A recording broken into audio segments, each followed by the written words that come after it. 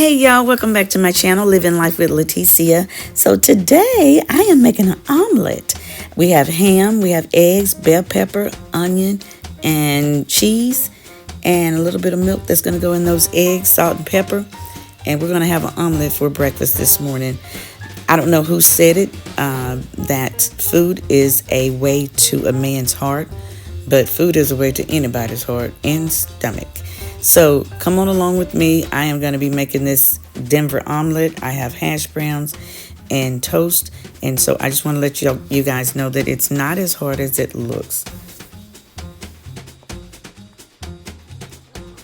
Omelets are pretty simple. I used to be afraid of making them, thinking that I was going to do something wrong. Well, when I watch people at restaurants or, locations that we can actually see them making omelets, sometimes they don't care if they kind of brown on the bottom or whatever, they stick, they do whatever. So I am getting where I'm not afraid to make an omelet. If it doesn't come out exactly how omelets should look, then I'm okay with that. Just turn into a scramble.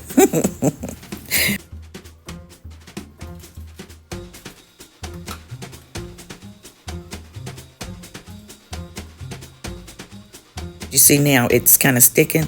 I sprayed the pan, but not sure why it's sticking. I sauteed the bell peppers, onions, and the ham.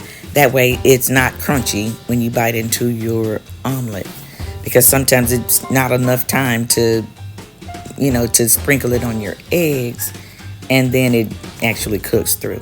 So I do it like this just because I seen one of the restaurants have it just on the side, and you just tell them what you want. You want ham, it's already cooked. So we just putting it in the omelet. And I am putting the leftover, whatever, bell pepper, onion, and ham mix. I'm just topping that off on the top. I always sprinkle cheese on the top of the omelet and put whatever's left on the top. But they're not hard, they're not difficult, they're easy. It only takes a little bit of time. I mean, it's longer than making a scrambled egg, but it's worth it when you get it, isn't it? Oh. Well, deuces, you guys be blessed and be a blessing.